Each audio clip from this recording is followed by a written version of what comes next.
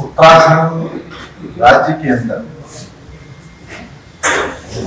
खासतौर से जो पर्वतीय क्षेत्र है,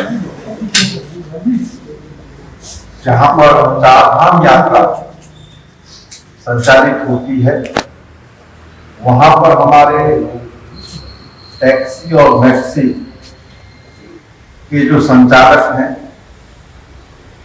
उनकी बहुत दयनीय स्थिति। उनका सारा कारोबार चारधाम यात्रा पर चलता था, लेकिन आज उनकी स्थिति बहुत ही गंभीर और दयनीय है।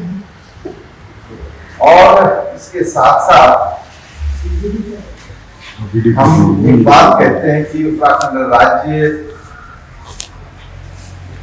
से जो पलायन हो रहा है, तो हम कैसे हो। तो पलायन के परिप्रेक्ष्य में मैं कहना चाहता हूं कि हमारे नौजवान साथी जो रिवर राफ्टिंग के माध्यम से अपना रोजगार चलाते थे, उनके सामने भी ये गंभीर समस्या खड़ी हो। बहुत सारे नौजवान साथी फुटवेयर्स के रूप में जो है उत्तराखंड राज्य के अंदर है काम कर रहे थे, उनकी स्थिति भी बहुत गंभीर है। अभी जब कोरोना की महामारी हुई तो बहुत सारे लोग जो है पलायन करके पहाड़ों की ओर गए, लेकिन आज आवश्यकता इस बात की है, जो लोग इस महामारी से पूर्व पर्वतीय क्षेत्र में अपना रोजगार चला करके अपने और अपने परिवार का जीवन यापन करते थे, उनके सामने बहुत गंभीर स्थिति खड़ी हो गई। हम सरकार से चाहते हैं कि सरकार इन लोगों को जो है वो आर्थिक पैकेज देने का काम करे, ताकि वो अपने आप और अपने परिवार को जो है फिर से अपने पैरों पर खड़ा कर सके। क्योंकि निकट भविष्य में लगता नहीं है कि चारधाम यात्रा जो है इस पर्वतीय क्षेत्र में संचालित हम कर पाएंगे। इसके लिए आर्थिक पैकेज सरकार देने का काम करे। दूसरी ओर मैं कहना चाहता हूं कि असमय जिस तरीके से ओलावृष्टि हुई है, बारिश हुई है, किसानों के सामने बहुत बड़ी समस्या खड़ी हो गई। खेतों में जो गेहूं था वो ओलावृष्टि से तबाह हो चुका है। जो अन्य फसलें थी नकदी, वो भी पूरी तरीके से तबाह हो गई। इसलिए हम सरकार से आग्रह करना चाहते हैं कि सरकार जिन लोगों की फसलें ओलावृष्टि से तबाह हुई है, उन्हें भी आर्थिक पैकेज देने का काम सरकार है। अत्यधिक ओलावृष्टि से जो बागवान थे वो भी इससे प्रभावित हुए। सेब की फसल पूरी तरीके से नष्ट हो चुकी है। इसलिए सरकार चाहे किसान हो चाहे बागवान हो, इनको आर्थिक पैकेज देने का काम करे। और जो गन्ना किसानों की समस्या है, उन समस्याओं के निराकरण के लिए हम सरकार से कहना चाहते हैं कि एक तो उनका भुगतान भी हो और गन्ना किसानों को भी आर्थिक पैकेज सरकार दे, ताकि हम इस लड़ाई से लड़ने का काम कर सकें। आज नौजवान साथियों के सामने भी समस्या है और मजदूर वर्ग के सामने भी समस्या है।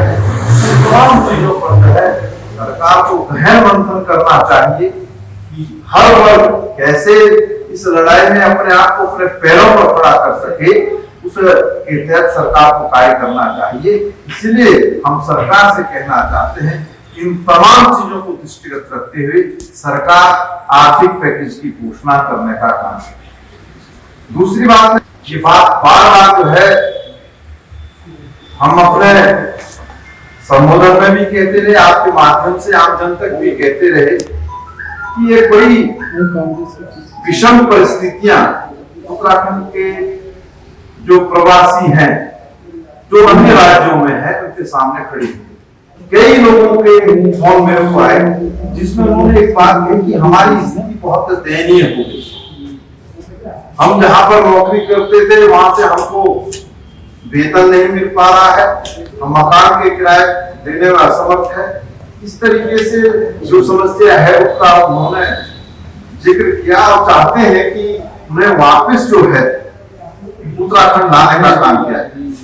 वर्तमान सरकार से हम आग्रह करना चाहते हैं, मुख्यमंत्री जी से कहना चाहते हैं, मुख्यमंत्री जी आप पहल कीजिए, जो उत्तराखंड के लोग बाहर फंसे हुए हैं उनको लाने का काम। जब हम ये बात कहते हैं तो स्वाभाविक बात, कई बार भारतीय जनता पार्टी के लोग, सत्ता में बैठे हुए लोग इस बात को कहते हैं कि कोरोना की इस लड़ाई में कांग्रेस राजनीति करने का काम है। लेकिन मैं कहना चाहता हूं कि अगर सरकार गलत कृत्य करेगी तो उसको ध्यान दिलाना हमारा दायित्व है, कर्तव्य है, क्योंकि सरकार ने एक ऐसी परंपरा डालने का काम किया है जिसकी वजह से उत्तराखंड के बाहर रहने वाले लोगों में जो है रोष है। उत्तराखंड से बाहर रहने वाले लोग भी और हम भी कह रहे हैं कि जब सरकार 3 अप्रैल को 2 और 3 अप्रैल को गुजरात के लोगों को सकुशल जो है, जो 1800 लोग सकुशल वापस गुजरात भेजती है और वहां से जो लोग आते हैं उनको हरियाणा और राजस्थान की सीमा पर उतार दिया जाता है, तो बताए ना सरकार ये कृत्य सरकार ने क्यों किया? इसका कोई बात नहीं कहते हैं कि साहब कांग्रेस राजनीति कर रही है। और मैं सरकार से भी कहना चाहता हूं, भाजपा के अपने मित्रों से भी कहना चाहता हूं, सरकार गलत कृत्य करेगी तो कांग्रेस एक नहीं 100 बार राजनीति करने का काम करेगी। अन्यथा सरकार सुस्पष्ट करे, भारतीय जनता पार्टी के लोग इस बात को कहें कि क्यों उन्होंने गुजरात के 1800 लोगों को वहां भेज दिया, बाकी राज्यों के लोगों की सुध जो है सरकार क्यों नहीं ले रही है, और जो राज्य के बाहर उत्तराखंड के लोग हैं उनको वापस क्यों नहीं ला रही है, इसका जवाब सरकार को देना होगा। और ये प्रश्न हम तब तक उठाते रहेंगे जब तक सरकार उत्तराखंड के लोगों को सकुशल उत्तराखंड नहीं लाएगी। हम इस पर ये परिस्थितियां हैं आज, और बाकी हम कहना चाहते हैं सरकार, हम तो पूरी तरीके से सरकार के साथ खड़े। बताइए कहां पर कांग्रेस सरकार के साथ खड़ी नहीं? लेकिन अगर सरकार ये चाहे कि वो गलत कृत्य करे उसमें भी हम हामी भरे तो ये नहीं हो सकता। हम जिम्मेदार विपक्ष हैं, जो हमारा दायित्व है उस दायित्व का निर्वहन हम कर रहे हैं, और निश्चित रूप से हम कहना चाहते हैं कि हम सरकार से ये बारंबार कहेंगे कि उत्तराखंड के प्रवासी लोगों को वापस लाने का काम सरकार करेगी। हम कहना आपको सरकार कुंभकर्ण की नींद में सोई हुई है, उनके कान पर जू नहीं लग रही है, वो कुछ कह ही नहीं रही है कैसे उत्तराखंड के प्रवासी को वापस लाए। ये हालत है, ये स्थिति है। हमें किसी चीज का कोई फोबिया नहीं है। हम जो बात कह रहे हैं पूरी जिम्मेदारी के साथ, जिम्मेदार विपक्ष के रूप में हम कह रहे हैं, और ये बात हम बारंबार कहते रहेंगे। इसलिए मैं सरकार से आग्रह करना चाहता हूं कि तत्काल प्रभाव से उत्तराखंड के बाहर, उत्तराखंड के जो लोग फंसे हुए हैं उनको लाने की व्यवस्था करे। सरकार कुंभकर्ण की नींद से उठे, जागे और अपने हाथ पांव मारे, अन्य प्रदेशों की सरकारों से जो है सबक सीखने का काम